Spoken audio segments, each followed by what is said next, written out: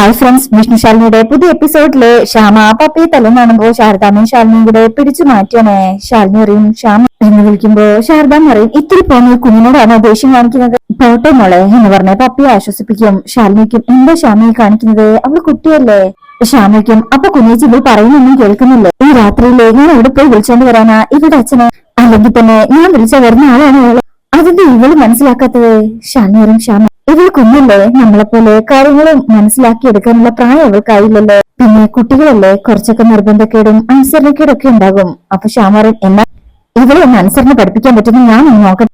പപ്പയെ ശാലിനിയെ ഒന്ന് പിടിച്ചു വലിക്കുമ്പോ ശ്യാമ എന്ന് പറഞ്ഞിട്ട് ശാലിനി കുട്ടിയെ പിടിച്ചു മാറ്റിയാണ്. കൊടുക്കുന്നില്ല. ശാരദാമ്മ ശ്യാമയെ പിടിച്ചവിടുന്ന് മാറ്റി. അപ്പോഴും ശ്യാമറിന്റെ എന്നെ കൊണ്ടൊന്നും പറയിപ്പിക്കരുത്, വരാനാ പറഞ്ഞത്. വന്നില്ലെങ്കിൽ നല്ല അടി കിട്ടേ, വാടി ഇവിടെ ഇങ്ങോട്ട് വാ എന്ന് പറഞ്ഞ് പിടിച്ചു വലിക്കുമ്പോ ശാലിനി പറയും ശ്യാമയെ മോളെങ്ങനെ പിടിച്ച് വലിക്കല്ലേ. അപ്പൊ ശ്യാമ പറയും എനിക്കറിയാം എന്റെ കൊച്ചിനോട് എങ്ങനെയൊക്കെ പെരുമാറണം. ഒരു അവകാശവാദവും പറഞ്ഞ് ഒരാൾ വന്നേക്കരുത്. ശാലിനി അങ്ങ് ഞെട്ടിപ്പോകും. ശ്യാമ പറയും ഇത്രയും കാലം വളർത്താൻ പറ്റിയെങ്കിലേ ഇനി എന്നെ കൊണ്ട് പറ്റും, വാടി ഇവിടെ വാ എന്ന് പറഞ്ഞ് പിടിച്ചു വലിച്ച് അവിടുന്ന് കൂട്ടിക്കൊണ്ട് പോകും. ശാലിനിയാണെങ്കിൽ ഇത് കേട്ട് ഞെട്ടി ഷോക്കായി നിൽക്കുക. വിടുന്നേ എന്ന് പപ്പി പറയുന്നുണ്ടെങ്കിലും ശ്യാമ വലിച്ചുകൊണ്ട് പോകും. ശാരദാമ്മ ഇവളും തേടി ഇങ്ങനെ ശാലിനി പേടിച്ചു പോയിരിക്കണേ. അവളാകെ മാറിയിരിക്കണമെന്ന്, അവളുടെ ജീവിതം അവളെ തന്നെ മാറ്റിയെന്ന് പറഞ്ഞാൽ മതിയല്ലോ. നമ്മളാരും അവൾക്ക് വേണ്ടി ചെയ്തതൊന്നും അവളുടെ മനസ്സിലില്ല.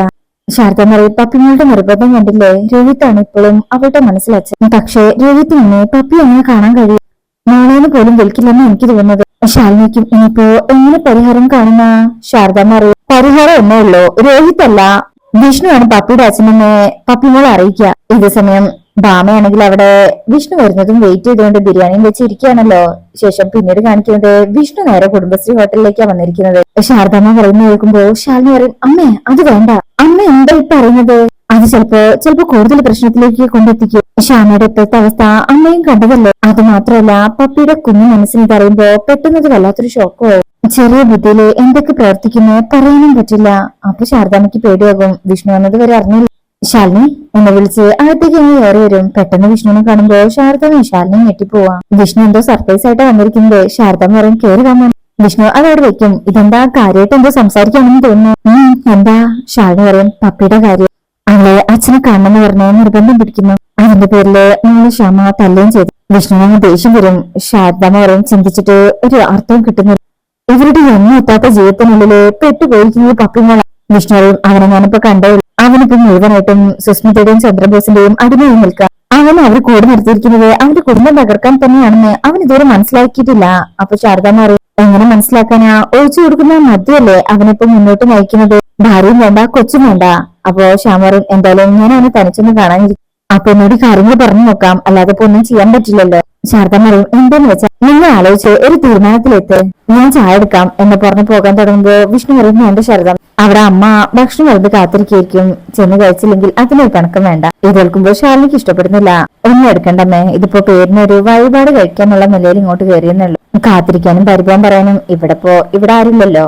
വിഷ്ണുവിനെ ഹോ എന്ന് പറഞ്ഞ് ഇങ്ങനെ തലക്കി കഴിക്കും. ശാരദാമ്മ പറയും ഹോ നിങ്ങളായി നിങ്ങളുടെ പാടായി, ഞാൻ പോകുന്നു എന്ന് പറഞ്ഞ് ശാരദാമ്മ ഇവിടുന്ന് പോവും.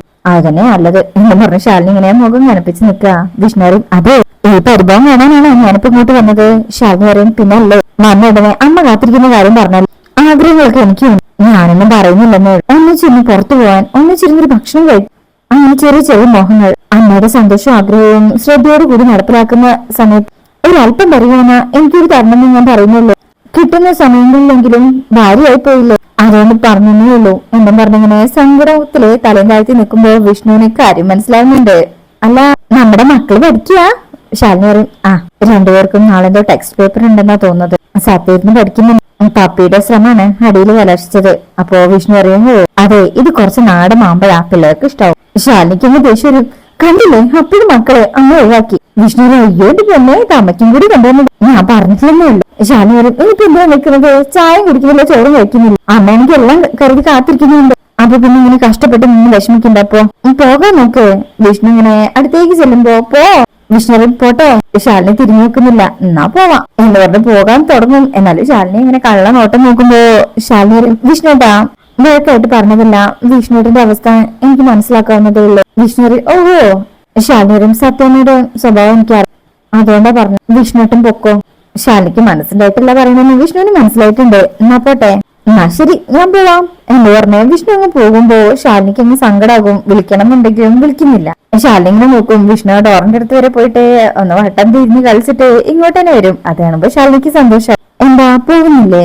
വിഷ്ണു നമുക്ക് ഒരു നൈറ്റ് ഡ്രൈവിന് പോയാലോ? ശാലിനിക്കും നൈറ്റ് ഡ്രൈവിനോ? വിഷ്ണു രാത്രിയിൽ ഒരു ചുറ്റല്, പാർക്ക്, ബീച്ച്, പിന്നെ താൻ പറഞ്ഞ പോലെ ഒന്നിച്ചിരുന്ന് കുറച്ച് ഭക്ഷണം കഴിക്കാം. അങ്ങനെ ചെറിയ ചെറിയ മോഹങ്ങൾ നടത്താൻ വേണ്ടിയിട്ടുള്ള ഒരു യാത്ര. എന്നിട്ട് കഴിയുന്നത്ര നേരത്തെ തിരിച്ചെത്താം. പോവാം. ശാലിനിക്ക് സന്തോഷം ഉണ്ടെങ്കിലും പെട്ടെന്ന് കാണിക്കുന്നില്ല. വാടി പോവാം. ശാലിനി പറയും അല്ല അമ്മ. വിഷ്ണു അമ്മ ഉമ്മ വാ എന്ന് പറഞ്ഞ് ശാലിനിയുടെ കൈ പിടിച്ച് ഒരൊറ്റ ഓട്ടം അങ്ങനെ ലോറിയുടെ മുന്നിലേക്ക് കൊണ്ടുവന്ന് നിർത്തും. നല്ല നിലാവുള്ള രാത്രി. അങ്ങനെ വിഷ്ണു പറയും കേറിക്കോ. ശാലിനി ഇതിലോ? വിഷ്ണുക്കും പിന്നല്ലാതെ കേറ്. ശാലിനി പറയും അല്ല അമ്മ. അമ്മയോട് നമുക്ക് ഫോൺ വിളിച്ച് സമ്മതം വാങ്ങിക്കാം. കേറി വാ. എന്നെ ദേഷ്യം പിടിപ്പിക്കല്ലേ. പോണ വേണ്ടയോ? ഒറ്റ ഉത്തരം. പോണ വേണ്ടയോ? ശാലിനിക്കും ഇപ്പൊ പോയിട്ട്. വിഷ്ണു ഇപ്പൊ പോയിട്ട് നമുക്ക് നേരം പുലർന്നത് വരെ കണ്ണുകൊണ്ട് പരസ്പരം കഥ പറഞ്ഞു കുറെ നേരം അങ്ങോട്ട് ഇരിക്കും. കുറെ നാളെന്റെ കൊച്ചു ഒരുപാട് സങ്കടപ്പെട്ടതിൽ ഇനിയുള്ള സമയത്തെങ്കിലും പരസ്പരം സ്നേഹിച്ച് നമുക്ക് അല്പനേരം എവിടെയെങ്കിലൊക്കെ ഇരിക്കാം. അപ്പൊ ശാലിനിക്കും എന്നിട്ടെന്താ കൊതി തീരുന്നവരെ നമുക്ക് സംസാരിച്ചിരിക്കാം. അപ്പൊ ശാലിനിക്കും സംസാരിച്ചിട്ട് എന്താ പറഞ്ഞിങ്ങനെ കവിളിലൊക്കെ പിടിക്കുമ്പോ പറ സംസാരിച്ചിട്ട് ഇതാ തന്നെ ഒരു അതിനെ വട്ടുപിടിപ്പിക്കില്ല. സംസാരിച്ചിട്ട് എന്താന്ന് വെച്ചാ നമുക്കൊന്ന് പ്രേമിക്കാം. എനിക്ക് അത്ര പറയാനുള്ളൂ. വരുന്നുണ്ടെങ്കിൽ വാ. പിന്നെ എനിക്ക് കാര്യത്തിൽ വലിയ പരിചയമൊന്നും. കോളേജിലൊക്കെ പോയിരുന്നെങ്കിൽ ഞാനും നന്നായിട്ടൊക്കെ പ്രണയിച്ചാൽ ഇപ്പൊ എന്താ ചെയ്യാനാ? നമുക്ക് ഉള്ളതുകൊണ്ട് ഓണാക്കിയാ പോരെ എന്ന് പറയുമ്പോ ശാലിനി എങ്ങനെ ചിരിക്കും. അതാണിപ്പോ വിഷ്ണു പെട്ടെന്നായിരിക്കും നിലാവ് കാണുന്നത്. ഹായ് അതെന്താ നമ്മുടെ ചിന്തകളും ആഗ്രഹങ്ങളൊക്കെ മനസ്സിലാക്കിയിട്ട് പ്രകൃതി തന്നെ നമുക്ക് പ്രണയിക്കാനുള്ള ഒരു സമയം ഒരുക്കി തന്നത് കണ്ട നല്ല രസമുള്ള കാഴ്ച അല്ലേ? ശാലിനി ഇങ്ങനെ കണ്ണെടുക്കാതെ നോക്കുമ്പോ വിഷ്ണു നോക്കിയിട്ട് അതിലും വലിയ കണ്ണെടുക്കാൻ പറ്റാത്ത കാഴ്ചയാ എന്റെ മുന്നിൽ നിൽക്കുന്നത്. ഈ നിലാവിന്റെ പ്രഭയില് ശരിക്കും എന്റെ കൊച്ചിനെ കാണാൻ നല്ല ഭംഗിയാ എന്ന് പറഞ്ഞ കവിളിൽ ഇങ്ങനെ പിടിക്കും. ഇതൊക്കെ കേൾക്കുമ്പോ ശാലിനിക്കും എന്റെ വിഷ്ണുവിനും തന്നെയാണോ ഇതൊക്കെ പറയുന്നത്? എനിക്ക് വിശ്വസിക്കാനേ പറ്റുന്നില്ല. വിഷ്ണുവും പിന്നെ എന്റെ മനസ്സിൽ സൂക്ഷിച്ചൊരു അടിപൊളി ഡയലോഗ്. തന്നെ പ്രണയിച്ച് നടന്നിരുന്ന കാലത്ത് പറയാൻ പറ്റാതെ മനസ്സിൽ അടക്കി ഒതുക്കി കൊണ്ട് നടന്നിരുന്ന ഒരു ഡയലോഗ് എന്താണെന്നറിയോ? നമ്മുടെ ലാലേട്ടന്റെ പഴയ സിനിമയിലെ ഒരു ഡയലോഗ്. തനിക്ക് ഒരിക്കലും മറക്കാനാവാത്തൊരു ഡയലോഗ്. എന്തുകൊണ്ടും ഇപ്പൊ അതിവിടെ പറയാൻ പറ്റുന്ന ഒരു സാഹചര്യമാണ്. ഒരു കാലത്തെ ഈ ചെറുപ്പക്കാരുടെ ചിന്തകളിൽ നിന്നും പ്രണയിനിയുടെ കാതിലേക്ക് ഒഴുകിക്കൊണ്ടിരുന്ന ഒരു മനോഹരമായ ഒരു ഡയലോഗ് ഉണ്ടായിരുന്നു. ഞാനിപ്പോ ഇവിടെ അതിന്റെ പ്രണയിനിക്ക് വേണ്ടി പറയാം. എന്താ പറയട്ടെ? ശാലിനിക്കും അങ്ങനെയാണോ? അങ്ങനെയാണെങ്കിൽ അതൊന്ന് കേൾക്കട്ടെ. അതെല്ലാം വിഷ്ണുവിനോട് കേൾക്കാൻ കുത്തിയായിട്ട് വയ്യ എന്ന് പറഞ്ഞ് ശാലിനി വിഷ്ണുവിന്റെ അടുത്തേക്ക് ചേർന്ന് ഇങ്ങനെ ഷർട്ടൊക്കെ പിടിച്ചിങ്ങനെ നിൽക്കുമ്പോ വിഷ്ണു ഓക്കെ. ശേഷം ചെറുതായിട്ട് നാണം വരുന്നുണ്ട്. അങ്ങ് പൊട്ടിച്ചിരിക്കും. ഈശ്വര പറയാ ഞാനൊന്ന് പ്രിപ്പയർ ആവേണ്ടത്. ശേഷം ശാലിനിയുടെ കയ്യിലിങ്ങനെ പിടിച്ചു. ശേഷം കൈവിരലിലേക്ക് ഇങ്ങനെ കൈ ഓടിച്ച് കൈ പിടിക്കുമ്പോ ശാലിനിക്കും ഇങ്ങനെയൊക്കെ ചെയ്യണോ? വിഷ്ണു എന്നാലല്ലേ ആ ഫീൽ കിട്ടുള്ളൂ. ശാലിനി പറയും ഓക്കെ ഇനി ഡയലോഗ് പറയട്ടെ. വിഷ്ണു പറയും നമുക്ക് ഗ്രാമങ്ങളിൽ ചെന്ന് രാപ്പാർക്കാം. ആദ്യകാലത്ത് എഴുന്നേറ്റ് മുന്തിരി തോട്ടങ്ങളിൽ പോയി മുന്തിരി വള്ളികൾ തളർത്ത് പൂവിടുകയും മാതള നാരകം പൂത്തോന്ന് നോക്കാം. അവിടെ വെച്ച് എന്ന് പറഞ്ഞൊരു കള്ള ചിരിച്ചിട്ട് അവിടെ വെച്ച് ഞാൻ നിനക്ക് എന്റെ പ്രേമം തരും എന്ന് പറഞ്ഞ് ശാലിനി എടുത്തങ്ങ് പൊക്കിയെടുക്കുക. എന്നിട്ട് കോരിയെടുത്ത് വട്ടം കറക്കിയിട്ട് ലോറിയിൽ കൊണ്ടുപോയി കയറ്റും. ഓക്കെ അല്ലേ? അപ്പൊ ശാലിനി ഇങ്ങനെ ചിരിച്ചിട്ടാന്ന് പറയുമ്പോ പോവാം എന്ന് പറഞ്ഞ് വിഷ്ണു ലോറിയിലേക്ക് കയറും. പോവാം. അപ്പൊ ശാലിനി ഇങ്ങനെ ചിരിക്കുമ്പോ വിഷ്ണു ഇങ്ങോട്ട് അടുത്തിരിക്കും പെണ്ണെ എന്ന് പറഞ്ഞ് തന്റെ അടുത്തേക്ക് ചേർത്തിരുത്തും. ശാലിനി വിഷ്ണുവിന്റെ തോളിൽ ഇങ്ങനെ ചാരി കിടക്കും. അങ്ങനെ അവര് നല്ല സന്തോഷത്തോടു കൂടി അവര് പ്രണയിക്കാനായിട്ട് പോവാണേ. ഇതേ സമയം ഇപ്പോഴും ബാമ വിഷ്ണുവിനെ വെയിറ്റ് ചെയ്തോണ്ടിരിക്കുക. ശേഷം വിഷ്ണു ശാലിനി ഇങ്ങനെ അവരുടെ നൈറ്റ് ഡ്രൈവ് പോകുന്നത് കാണിക്കുക. ഒരു ചെറിയ ചാറ്റൽ മഴയൊക്കെ ഉണ്ട്. അങ്ങനെ നല്ലൊരു പാട്ടോട് അതായത് ഒരു മ്യൂസിക് ഒക്കെ ഇട്ടുകൊണ്ടാണ് അവര് ഈ ഭാഗം കാണിക്കുന്നത്. ശാലിനിയാണ് വിഷ്ണു ഇപ്പൊ വണ്ടി ഓടിപ്പിക്കുന്നൊക്കെ ഉണ്ട്. വലിയ ലോറിയില് ഡ്രൈവിംഗ് സീറ്റില് ശാലിനി ഇരുത്തി വിഷ്ണു ഇങ്ങനെ ഡ്രൈവ് ചെയ്യിപ്പിക്കുക. അതിനുശേഷം പപ്പിയും സത്യയും വിഷ്ണു ശാലിനിയും മാത്രമുള്ള ഒരു ലൈഫിനെ കുറിച്ച് അവർ ആലോചിക്കുന്നുണ്ട് ആ പ്രണയത്തില്. പപ്പിനെയും സത്യനെയും ഇങ്ങനെ തോളിലെടുത്ത് വട്ടം കറക്കുക, കുട്ടികളുടെ കൂടെ കളിക്കുക. അപ്പൊ ശാലിനി ഒരു പുതപ്പെടുത്ത് വിഷ്ണുവിന്റെ അടുത്തേക്ക് വന്ന് പുതപ്പിന്റെ ഉള്ളിൽ മൂടും. അതിൽ വിഷ്ണു തിരിഞ്ഞ് അതില് ശാലിനിയും കൂടെ കയറ്റും. അങ്ങനെ രണ്ടുപേരും പ്രണയിക്കുമ്പോ കുട്ടികൾ ഇങ്ങനെ നോക്കി ചിരിക്കുക. പിന്നെ അവര് രണ്ടുപേരും കൂടെ ആ ബെഡ്ഷീറ്റ് ഇങ്ങനെ പിടിച്ചു വലിക്കും. അതിൽ വിഷ്ണു താഴെ വീഴും. ശാലിനി തലേനെടുത്ത് വിഷ്ണുവിനെ ഇങ്ങനെ തല്ലി. പപ്പിയും സത്യയും തുള്ളി ചാടുവാണേ.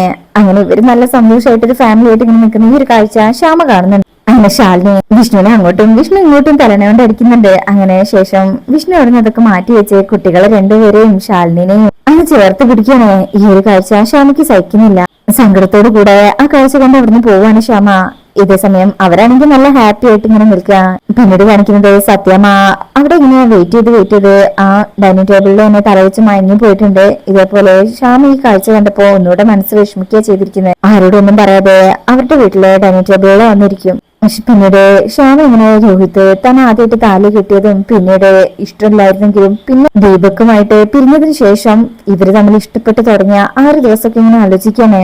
അങ്ങനെ അവിടുന്ന് കട്ട് ചെയ്തിട്ട് പിന്നീട് കാണിക്കുന്നത് രാഘവേട്ടൻ ഇങ്ങനെ മുറ്റത്ത് നിൽക്കുമ്പോ അങ്ങോട്ട് സുബൈർക്ക വരികയാണ്. എന്നിട്ട് ചില കാര്യങ്ങളൊക്കെ പറയും. അതായത് അവിടെ ചെടികളൊക്കെ ഇങ്ങനെ നട്ടതും വളർത്തിയതൊക്കെ തന്റെ ബാപ്പയാണെന്നും അങ്ങേർക്ക് ഇതൊക്കെ എവിടെ എന്ത് നടണം എങ്ങനെ സംരക്ഷിക്കണം എന്നൊക്കെ അറിയായിരുന്നു. ബാപ്പ പോയതോടെ എല്ലാം പോയി. കപ്പയും കാച്ചിലും ഒക്കെ ഉണ്ടായിരുന്നു. ഒരു നേരം കഴിക്കാൻ അത് തന്നെ ധാരാളം മനസ്സിലാക്കി തന്നത് ബാപ്പ തന്നെയാണ്. അങ്ങനെ കഴിഞ്ഞിട്ടുണ്ട് കുറെ അധികം നാൾ. രാഘവേട്ടൻ പറയും ഇപ്പോഴത്തെ തലമുറയ്ക്ക് അതൊക്കെ കേൾക്കാനും ഗൗനിക്കാനോ പ്രാവർത്തികമാക്കാനോ അതിനൊട്ട് സമയമില്ല, അതിനൊട്ട് താല്പര്യമില്ല. പക്ഷേ സുബീറിന്റെ മോള് മിടിക്കട്ടോ, എന്തിനെ കുറിച്ച് നല്ല അറിവുണ്ട്, പഠിക്കാനും മിടിക്കുക. സുബീർക്ക് പറയും മുവേ പഠിപ്പിക്കുന്ന ടീച്ചേഴ്സിനൊക്കെ നല്ല മതിപ്പാ, എപ്പോ കണ്ടാലും 100ന്റെ പഠിത്തം അതാ അവർക്കറിയേണ്ടത്. അതേ സുബേറെ, അത് ചിലർക്ക് കിട്ടുന്ന അനുഗ്രഹം, അതിപ്പോ എല്ലാവർക്കും കിട്ടണമെന്നില്ല എന്ന് പറഞ്ഞ പതിയെ സ്റ്റെപ്പിന്റെ മുകളിൽ കയറിയിരിക്കും. ഇപ്പൊ തന്നെ എന്റെ മകൻ വിഷ്ണുവിന് എല്ലാ സൗകര്യങ്ങളും ഉണ്ടായിട്ട് അവൻ പഠിച്ചോ? ഇല്ല, അതാ പറഞ്ഞത്. അങ്ങനെ പഠിക്കാനായിട്ട് അനുഗ്രഹം കിട്ടുന്ന മക്കളെ നമ്മള് അവരുടെ ഇഷ്ടം തീരുന്നവരെ പഠിപ്പിക്കും. പിന്നെ സ്കൂളിൽ നിന്ന് അറിയാൻ പോകുന്നത് അവരുടെ പഠിത്തത്തിന്റെ മഹത്വത്തെ കുറിച്ചായിരിക്കണം. അപ്പോ സുബേർക്ക് പറയും അതിന് നടക്കാൻ പോകുന്നില്ല. 100ന്റെ വിവാഹം നിശ്ചയിച്ചു. പെങ്ങളുടെ മോനായിട്ട് ഇനിയിപ്പോ പഠിത്തൊക്കെ വേണമെങ്കിൽ വിവാഹം കഴിഞ്ഞിട്ടാവാലോ. അല്ല, ഈ 100ന് കെട്ടാൻ പോകുന്ന ചെക്കൻ എത്ര വരെ പഠിച്ചു സുബേറെ? അപ്പൊ സുബേർക്ക് പറയും അവൻ നല്ല ബിസിനസ് മൈൻഡ്, അവനെ കാശുണ്ടാക്കുന്ന കാര്യത്തിൽ നല്ല മിടുക്കൻ. രാഘവേട്ടൻ പറയും സുബേറെ, ഒറ്റ ദിവസം കൊണ്ട് നഷ്ടപ്പെടുന്നതാ ഈ കാശ് എന്ന് പറയുന്നത്. പക്ഷെ പഠിത്തം ഉണ്ടെങ്കിലേ അത് ജീവിത അവസാനം വരെ നിലനിൽക്കുകയും ചെയ്യും. 10ാം ക്ലാസ് വരെ പഠിച്ചു കഴിഞ്ഞാൽ ഒരിക്കലും ആ കൊച്ചിനെ ഇനി പഠിപ്പിക്കത്തില്ല. അതിനെ അടുക്കളയ്ക്കകത്ത് തളച്ചിടാൻ ശ്രമിക്കൂ. സുബേറെ, അവളെ പഠിപ്പിക്കുക. അധികം പ്രായമായിട്ടില്ല, സ്വന്തമായി നിൽക്കാൻ കരുത്തുണ്ടാക്കിയിട്ട് അവളെ പറഞ്ഞു. പിന്നീട് ഒരിക്കൽ അവൻ അവളെ തള്ളി പറഞ്ഞാലും അവൾക്ക് ഒറ്റയ്ക്ക് ജീവിക്കാലോ. അത് പിന്നെ കാശ് കൊടുത്താൽ കിട്ടുകയില്ല. അതെ, എന്റെ മരുമകൾ ശാലിനി, അവള് കഷ്ടപ്പെട്ട് നേടിയതാ ഈ IAS. അവൾക്കുണ്ടായ എല്ലാ പ്രതിസന്ധികളെയും അവൾ നേരിട്ടത് ഈ ജോലി ഉണ്ടായതുകൊണ്ട് മാത്രമാണ്. അല്ല, പഠിക്കാൻ മിടിക്കല്ലേ നൂർജഹാൻ? അപ്പോ അവളെ അതിനെ അനുവദിക്കും. 100നെ കെട്ടാൻ പോകുന്നത് പെങ്ങളുടെ മകനല്ലേ? കാര്യങ്ങളൊക്കെ പറഞ്ഞ് അവനെ മനസ്സിലാക്കാൻ ശ്രമിക്കും. എന്തെങ്കിലും നൂർജഹാന് വേണ്ടി സുബേറിന് ചെയ്യാൻ പറ്റുമെങ്കിൽ അതിപ്പോഴേ ചെയ്യാൻ പറ്റത്തുള്ളൂ. ആലോചിക്കേ, എന്നിട്ട് ആ കൊച്ചിനെ പഠിപ്പിക്കാൻ നോക്ക്. അവളൊന്നും സന്തോഷമായിട്ടിരിക്കാൻ സുബേർ ആഗ്രഹിക്കുന്നുണ്ടെങ്കിൽ ഇങ്ങനെ ഒരു കാര്യം ചെയ്യണം. എന്നിങ്ങനെ പറഞ്ഞു നോക്കുമ്പോൾ ഒരു ഓട്ടോറിക്ഷ വരിക. നോക്കുമ്പോ സത്യാമ്മയാണ്. കൂടെ പൊന്നിയുണ്ട്. മാർക്കറ്റിൽ പോയി സാധനങ്ങളൊക്കെ വാങ്ങിച്ചു വരികയാണ്. ആഹാ, നല്ലൊരു ഷോപ്പിംഗ് നടത്തിയ മട്ടുണ്ടല്ലോ, എന്താ വിശേഷം? അപ്പൊ ബാമാറി എന്തെങ്കിലും ഒരു വരുമാന മാർഗം നോക്കണം. ഒരു യൂണിറ്റ് തുടങ്ങാന്ന് കരുതി പലഹാരങ്ങളൊക്കെ ഉണ്ടാക്കി മാർക്കറ്റിൽ കൊടുക്കുന്ന പരിപാടി എത്രത്തോളം വിജയിക്കുന്നു എനിക്കറിയില്ല, പക്ഷെ ചെയ്തു നോക്കാന്ന് വെച്ചു. സുബേർക്കാരൻ എന്തും നമ്മൾ ധൈര്യത്തോടെ ചെയ്തു നോക്കണം. ചെയ്തു നോക്കിയാലല്ലേ അത് എത്രത്തോളം സക്സസ് ആവുന്നേ പറയാൻ പറ്റുള്ളൂ. ചെയ്യൂ, ഇത് നല്ല രാശിയുള്ള സ്ഥലമാണ്.